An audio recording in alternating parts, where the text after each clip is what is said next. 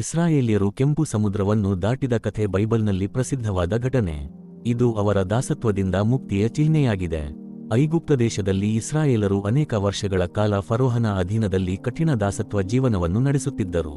ಇಸ್ರಾಯೇಲರು ತಮ್ಮ ಕಠಿಣ ಕೆಲಸಗಳನ್ನು ಬಿಟ್ಟಿಯಾಗಿ ಮಾಡುತ್ತಿದ್ದರು. ಐಗುಪ್ತ್ಯರು ಇಸ್ರಾಯೇಲರಿಗೆ ಮಾಡಿಸಿದ ಕಠಿಣ ಕೆಲಸಗಳನ್ನು ತಾಳಲಾರದ ಇಸ್ರಾಯೇಲರು ದೇವರನ್ನು ಮೊರೆಯಿಟ್ಟರು. ಆಗ ದೇವರು ಮೋಶೆಯನ್ನು ತನ್ನ ಜನರನ್ನು ಬಿಡುಗಡೆ ಮಾಡಲು ಆಯ್ಕೆ ಮಾಡಿದನು. ದೇವರು ಹೇಳಿದಂತೆ ಮೋಶೆಯು ಫರೋಹನನ್ನು ಭೇಟಿ ಮಾಡಿ ಇಸ್ರಾಯೇಲ್ಯರನ್ನು ಬಿಡಲು ಕೇಳಿದರೂ ಫರೋಹನು ತನ್ನ ಮನಸ್ಸನ್ನು ಕಠಿಣ ಮಾಡಿಕೊಂಡಿದ್ದರಿಂದ ಅವರನ್ನು ಬಿಡಲು ಒಪ್ಪಲಿಲ್ಲ. ಆಗ ದೇವರು ಅನೇಕ ಉಪದ್ರವಗಳ ಮೂಲಕ ಐಗುಪ್ತ ದೇಶವನ್ನು ಬಾಧಿಸಿದನು. ನೈಲ್ ನದಿಯ ನೀರು ರಕ್ತವಾಗುವುದು, ಕಪ್ಪೆಗಳಿಂದ ಬಾಧೆ, ಮಿಡಿತೆಗಳಿಂದ ಬಾಧೆ ಇತ್ಯಾದಿ ವ್ಯಾಧಿಗಳಿಂದ ಬಾಧಿಸಿದ ನಂತರ ಫರೋಹನು ಇಸ್ರಾಯೇಲ್ಯರನ್ನು ಬಿಡಲು ಒಪ್ಪಿಕೊಂಡನು.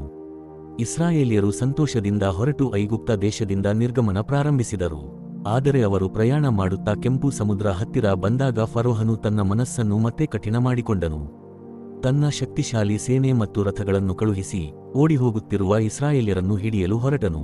ಇಸ್ರಾಯೇಲ್ಯರು ಕೆಂಪು ಸಮುದ್ರದ ತೀರಕ್ಕೆ ತಲುಪಿದಾಗ ಫರೋಹನು ಹಾಗೂ ಆತನ ಸೇನೆ ಅವರನ್ನು ಬೆನ್ನಟ್ಟಿ ಬರುವುದನ್ನು ಕಂಡು ಮುಂದೆ ಕೆಂಪು ಸಮುದ್ರ ಹಾಗೂ ಹಿಂದೆ ಫರೋಹನ ಸೈನ್ಯ ಇರುವುದರಿಂದ ತಪ್ಪಿಸಿಕೊಳ್ಳುವ ದಾರಿಯನ್ನು ಕಾಣದೆ ಭಯದಿಂದ ನಡುಗಿದರು.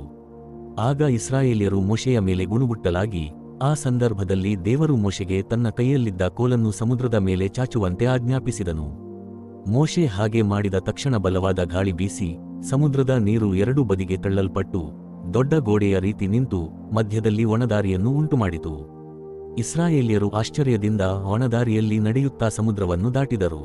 ಅವರ ಎರಡೂ ಬದಿಯಲ್ಲಿ ಸಮುದ್ರದ ನೀರು ಗೋಡೆಯಂತೆ ಎದ್ದು ನಿಂತಿದ್ದವು, ಆದರೆ ಅವರಿಗೆ ಯಾವ ಹಾನಿಯಾಗಲಿಲ್ಲ.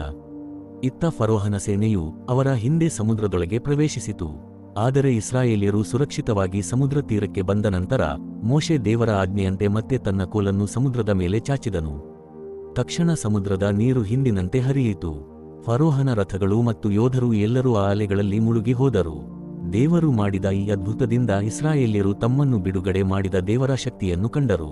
ಅವರು ಆನಂದದಿಂದ ದೇವರನ್ನು ಸ್ತುತಿಸಿದರು.